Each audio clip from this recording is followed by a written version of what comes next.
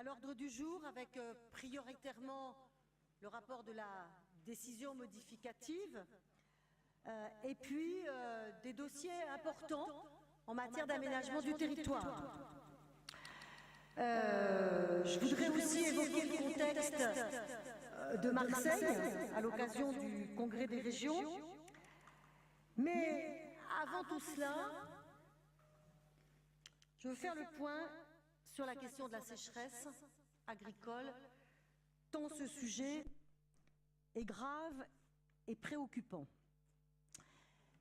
Dès les premiers signes de sécheresse, au début du mois d'août, nous avons réagi. Sophie Fonkerny est allée dans les exploitations.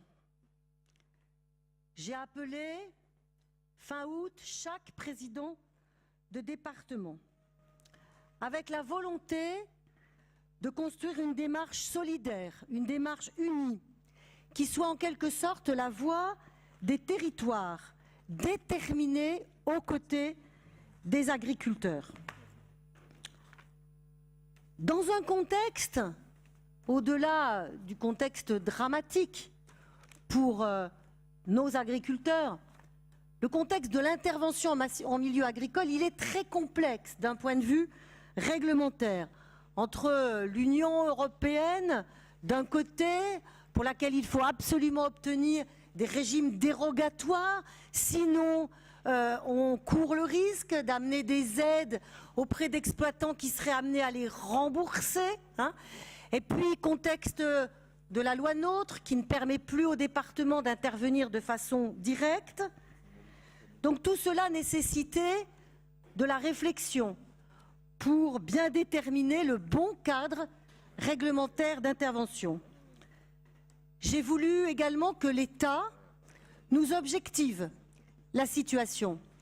Et donc ça, ce fut le travail de la DRAF qui nous a présenté les premiers éléments véritablement d'objectivation.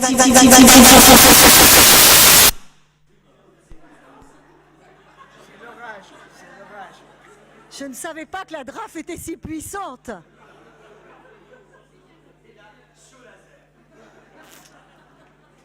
Bien, les premiers éléments de la DRAF qui nous permettaient de faire un travail efficace, nous les avons eus fin septembre. Et c'est pour cela que la semaine dernière, j'ai réuni les représentants de la profession, les représentants des principales organisations agricoles, la Chambre régionale de l'agriculture et les 8 départements. Nous avons eu une réunion d'échange au terme de laquelle un message a été délivré, un message unique et partagé par tous, que la région mette en place un cadre d'intervention qui soit à la fois réactif. On sent bien qu'il faut à la fois réagir à court terme, à moyen terme et à long terme sur cette histoire de la sécheresse, mais dans l'immédiat, il faut de la réactivité, de la coordination entre toutes les collectivités et de la sécurisation d'intervention. Et c'est donc ce triple objectif que nous déclinons aujourd'hui dans le programme global que nous avons travaillé dans la semaine qui vient de s'écouler, qui a donc besoin d'être affiné, mais qui va représenter une intervention publique, région, département, de 10 millions d'euros sur le territoire, dont 5 en aide directe et 5 en investissement spécifiquement liés à la sécheresse, bâtiments de stockage, par exemple. Alors bien sûr, il faut, au-delà de tout cela, accélérer les mesures d'adaptation au changement climatique que nous avons inscrites au fronton de notre programme régional de développement de l'agriculture. Les experts du GIEC, dans l'avis qu'ils ont rendu cette semaine, démontrent que des épisodes comme la canicule de 2003 pourraient se reproduire tous les 4 ans en cas d'augmentation des températures de 2 degrés, ce qui est malheureusement probable. Il faut donc à la fois répondre à l'urgence et à la détresse, parce que c'est une détresse que vivent les agriculteurs aujourd'hui, qui se voient parfois contraints de vendre leur cheptel faute de fourrage, et permettre aux agriculteurs de s'adapter aux conséquences du changement climatique. Je me suis également rapprochée de la région Grand Est, qui est vraiment, avec nous, la région la plus touchée en France et qui subit donc la même crise, afin que nous obtenions de l'État qu'il intervienne auprès de l'Union européenne pour obtenir ce fameux régime notifié dont je voulais vous parler tout à l'heure. Et je me suis ouverte directement du sujet cette semaine à Bruxelles auprès de l'ambassadeur de France à la Commission européenne. Laquelle Commission européenne paraît extrêmement ouverte à des dérogations permettant justement de sécuriser les exploitations, parce que ce sujet de la sécheresse, c'est un sujet européen. Ce qui s'est passé en Allemagne, en Autriche, en Pologne est encore plus vif que chez nous. Donc, je pense que du côté réglementaire, nous devrions prochainement avoir cet indispensable aval. Donc la réactivité, elle est là. Aujourd'hui, que je sache, nous sommes la première région de France à mettre en place un plan global d'intervention qui réunit tous les acteurs concernés. C'est du volontarisme, c'est de la solidarité, c'est surtout de la responsabilité. La responsabilité, je change de sujet, je reviens à notre ordre du jour.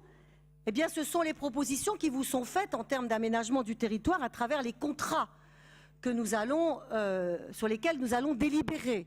Contrats urbains avec Besançon et le Creusot et contrats territoriaux. Avec Besançon et le Creusot, nous nous apprêtons à investir 60 millions d'euros d'ici 2021, donc en moins de 3 ans, dont près de la moitié sur l'enseignement supérieur et la recherche, qui constitue véritablement l'axe fondamental de ces contrats métropolitains, comme ça le sera d'ailleurs avec le contrat à venir du pôle métropolitain Nord-Franche-Comté. C'est en quelque sorte un plan campus régional que nous mettons en œuvre, qui se chiffre déjà, si j'ajoute Dijon, à près de 50 millions de participation de la région sur l'enseignement supérieur.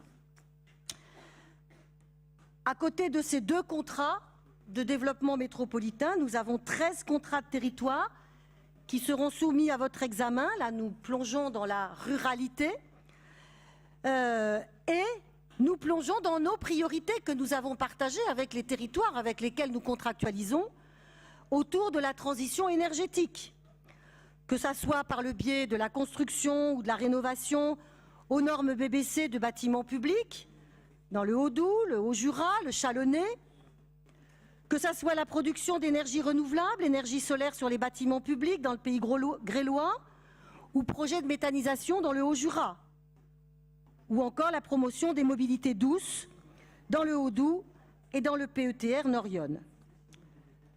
Plusieurs projets, en outre, permettent de lutter contre la désertification médicale en milieu rural. Par exemple, la construction d'une maison des étudiants en santé dans le pays avalonnais ou celle d'un site d'accueil des professionnels de santé dans le pays grélois. Autre responsabilité que nous prenons à bras-le-corps, eh bien, c'est celle de mettre un terme à l'insécurité majeure sur l'axe de l'infrastructure de la RCEA. L'actualité récente nous l'a encore malheureusement démontré, cette route est particulièrement dangereuse et il y a encore quelques mois, beaucoup d'entre nous pensaient que ce chantier était en train d'être renvoyé aux calendes grecques. Il a fallu la ténacité des élus, tous les élus locaux, les élus départementaux, les élus régionaux, pour faire bouger les lignes de l'État.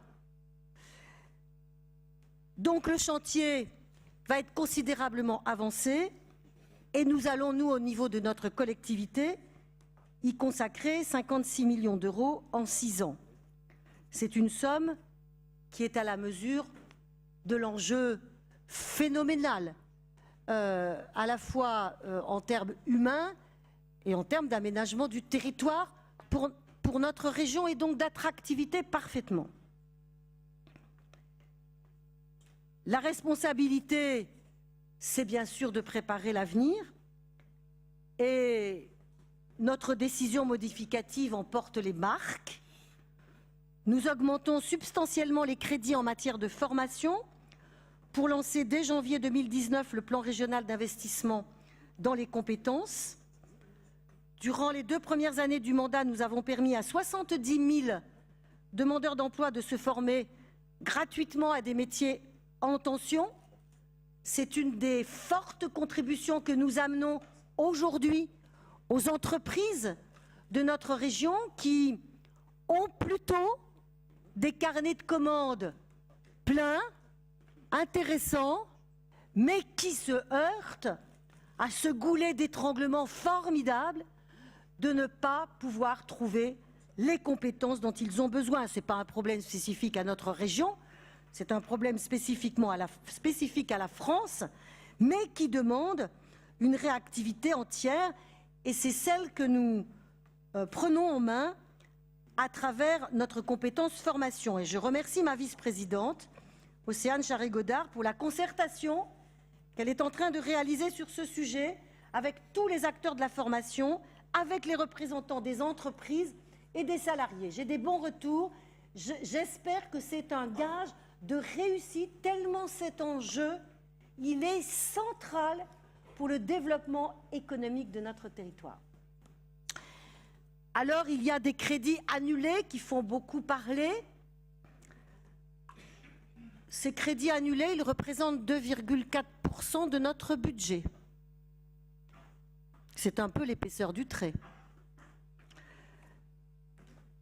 Dans ces crédits annulés, eh bien, des projets que nous aimerions voir finalisés, mais qui ne dépendent pas que de nous. Je note qu'il y a d'ailleurs 7 millions d'euros qui sont annulés en raison des retards pris par les départements dans le déploiement de la fibre optique et du très haut débit. En disant cela,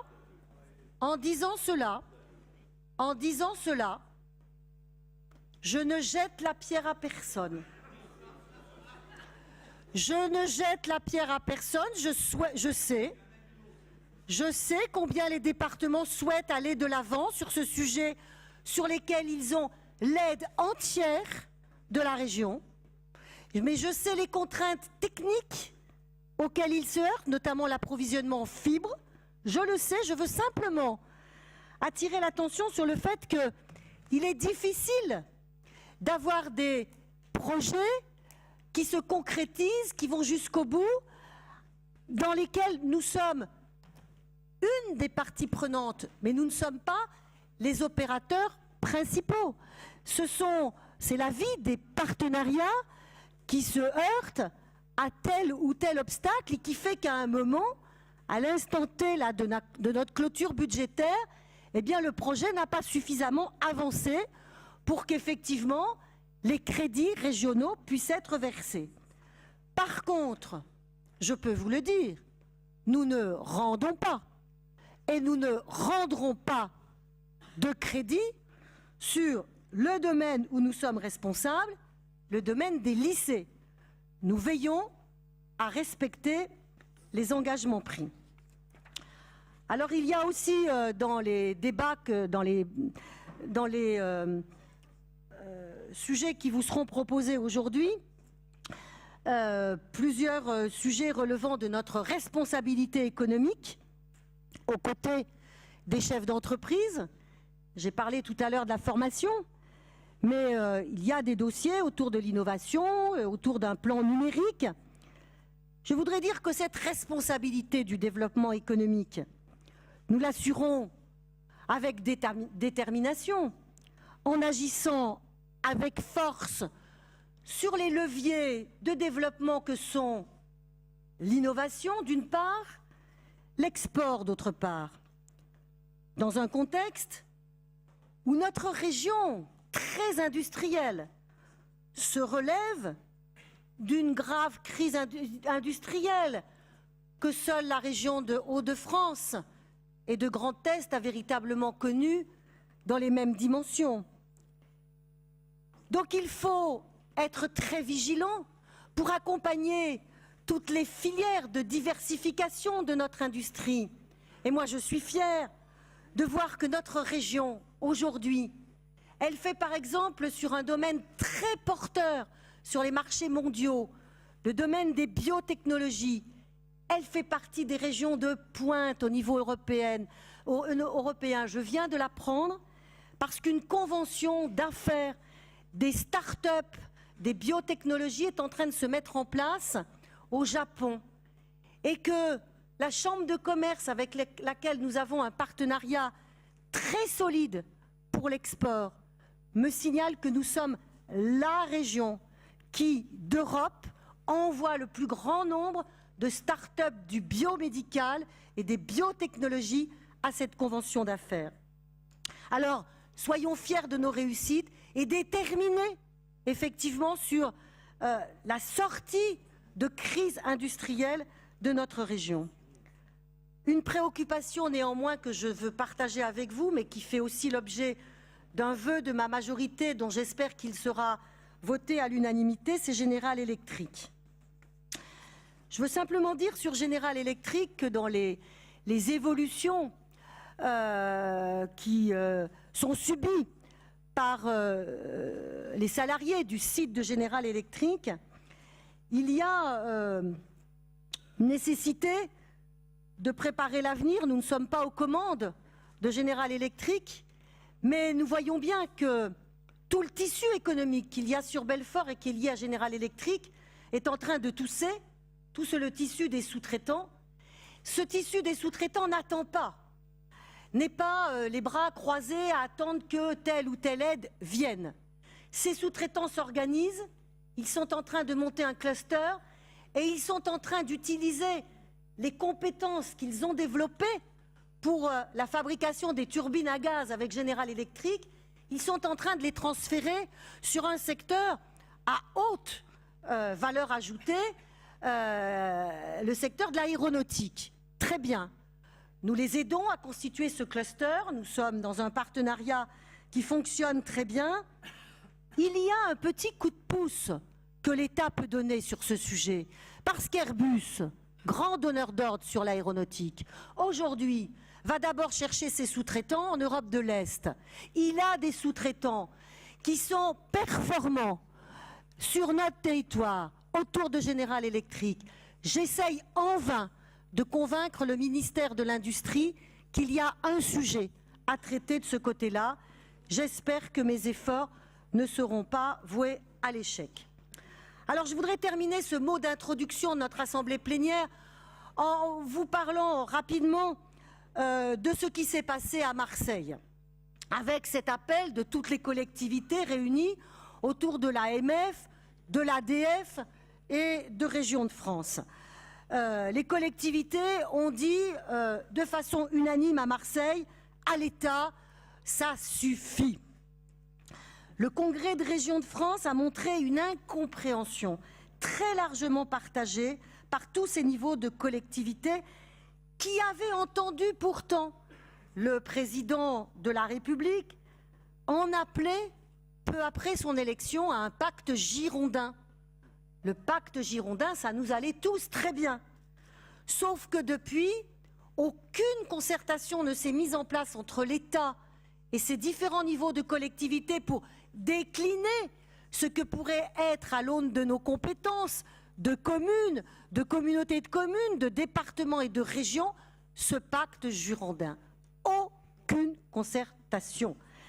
Nous n'avons aucune amorce d'un tel pacte et nous apprenons, en ce qui nous concerne, nous, au niveau de la région, au détour d'une lecture du projet de loi de finances, l'article 26, qui prévoit de récupérer les 2/3 de la dynamique de TVA pourtant accordée l'an dernier.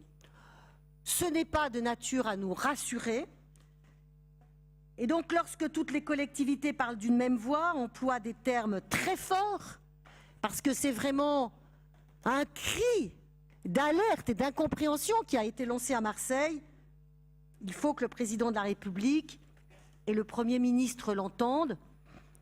J'en aurai un aperçu la semaine prochaine, puisque toutes les régions sont conviées à un repas de travail à Matignon. Rien ne peut se faire en France sans les collectivités. Enfin bon, tous les dossiers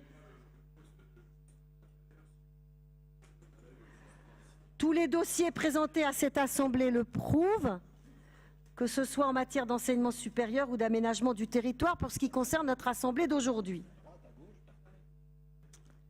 Donc, suite à ce congrès de régions de France, la région organisera, comme toutes les régions, avant le congrès des maires, qui est à la mi-novembre, des assises locales pour décliner l'appel de Marseille.